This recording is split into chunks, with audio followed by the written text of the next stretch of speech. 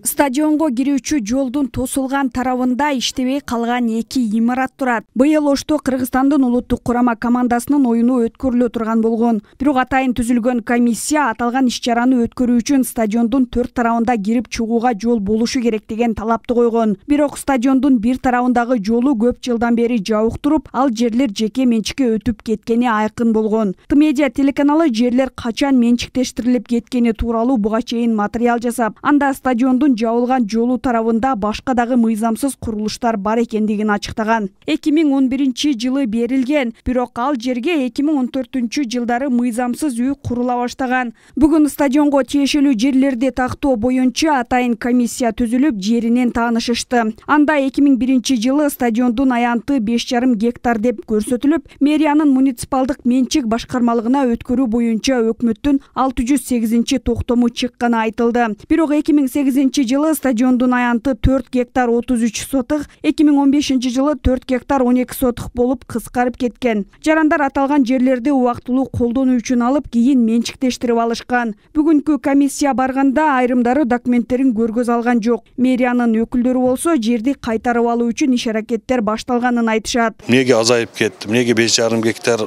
башында 5,5 гектар, аз бүгүнкү күндө 33 болду, анан 12 гектар болду деген маселе турат да азыр. Азыр биз менен полный комиссионный келдик. Ошо мен айткан ишканалар менен келдик. Анан прокуратура өкүлдөрү келди. Ошо жерде мына үйлөр кантип берилген, документи барбы, жокпу? Анан прокуратура бизге азыр талап коюп атат. Бизге ошо 5,5 гектарды чыгарып бергиле деп атат. Казыгыны какып, бизге көрсөткүлө, арыздарды биз өзүбүз беребиз дейт.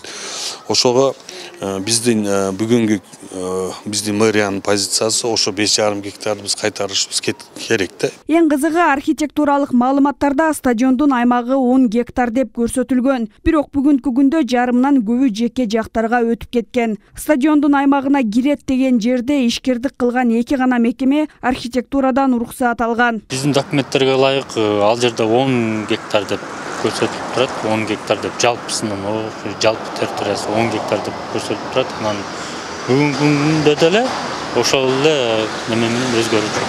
Акыркы жолу 97-жылы ошо реконструкцияга деп бизден тиешелүү иш кагаздар алынып атат да. Бирок азыркы ошол биз сөз кылып аткан эки объекттен, бирок ошол стадиондун территориясында турат да, экөө тең.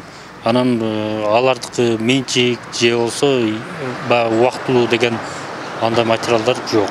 Ошол экөө тең ошол стадиондун аймагында турат. Ош шаардык прокуратурасы стадиондун жери беш жаранга мыйзамсыз өтүп калганын билдирди. Алар ошол кездеги Ошту башкарып турган Жумадыл Исаковдун тушунда жерлер менчик өткөнүн айтып, стадиондун жерин кыркып кертип жеке тараптарга берип салган деп айыптап жатышат. Ал жерде жогорку кеңештин депутаты Шайлообек Атазовдун дагы жери бар экени айтылды. Азыркы жол деп аткан жериңиз 2003-жылы биринчи аренда кылган.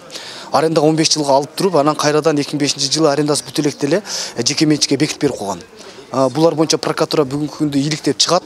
Иликтеп Ош шаарынын прокуратурасынын маалымат электрондук журналдар бар. Ошолорго жуй деп коет, ошого каттап кылмыш ишин. Анын негизинде мыйзам чегинде чечим кабыл алабыз. Ал эми осо жерлерди кайтаруу боюнча доорыздарды берип, Кудай калса бул боюнча бүт бардыгына точка коюлат. Мыйзамсыз, мен аны айтайын, мыйзамдуу деп эч качан айтпайм, мыйзамсыз. Буну дагы элге дагы жеткизип коюш керек. Мыйзамсыз стадиондун жерин чекеден кыркып менчикке берип салышкан. 1995-жылы президенттин сос объекттер жеке менчикке берилбесин жана сатылбасын деген жарлыгы чыккан. Ал бүгүнкү күндө дагы күчүндө. Ага ылайык стадиондун жерин жарандар мыйзамсыз менчиктештирип алганы айтылып, ал жерлер кайтарылышын талап кылышууда. Заягүл Болот кызы, Алтымыш Жантемир уулу, Бейтарап, Ош шаары.